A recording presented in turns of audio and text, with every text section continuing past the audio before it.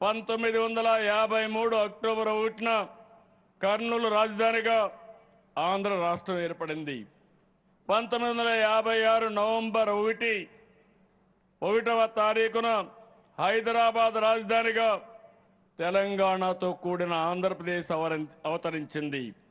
2014లో మరోసారి రాష్ట్ర విభజన జరిగింది. ప్రతిసారి సవాళ్లు సంక్షోభాలు మారుతూ వచ్చాయి. కానీ ప్రతిసారి ఆంధ్రప్రదేశ్ ప్రజల పట్టుదలే గెలిచింది. 2014లో నవ్యాంధ్రప్రదేశ్ తొలి ముఖ్యమంత్రిగా నాకు అవకాశం ఇచ్చారు. విభజన కష్టాలు అధిగమించి రాష్ట్రాన్ని అభివృద్ధి పథం నడిపించేందుకు ప్రయత్నించాం. 2019 పరిస్థితులు పూర్తిగా మారిపోయినాయి. 2019లో వచ్చిన పాలకులు 5 ఏళ్ల పాటు రాష్ట్రాన్ని విధ్వంసం చేశారు. వ్యవస్థలు నిర్వీర్యం చేశారు. ఆ 5 ఏళ్లు చీకటి రోజులు చూశాం. గత పాలకుల అహంకారం, అసమర్థత, అవినీతి, అరాచకంతో రాష్ట్రం 30 ఏళ్లు వెనుకబడింది. ఆర్థికంగా రాష్ట్రానికి కోలుకోలేని దెబ్బ తగిలింది.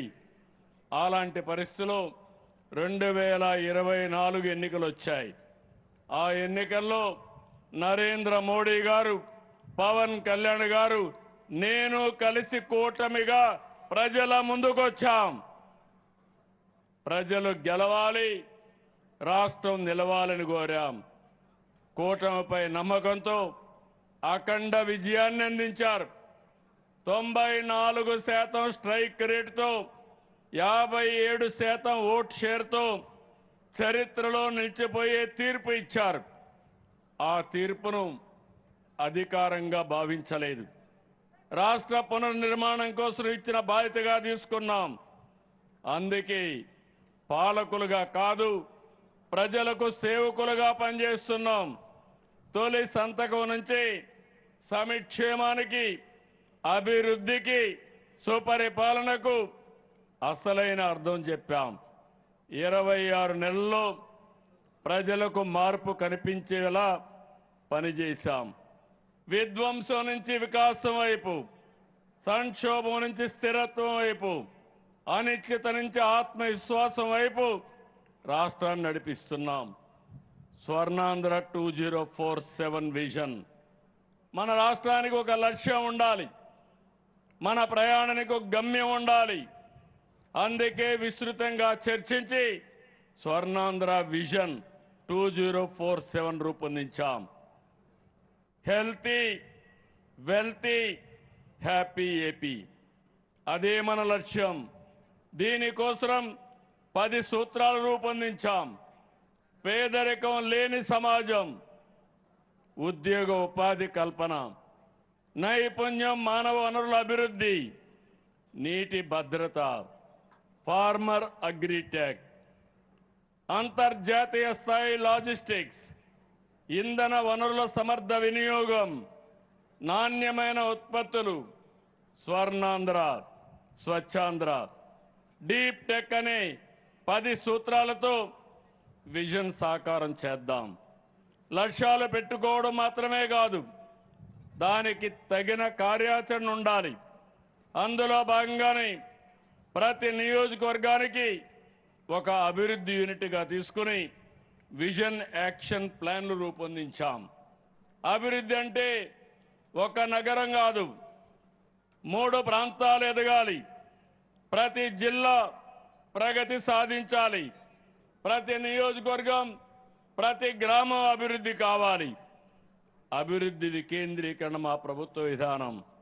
అన్ని ప్రాంతాల అభివృద్ధి, అన్ని వర్గాల సాధికారత లక్ష్యంగా పనిచేస్తున్నాం.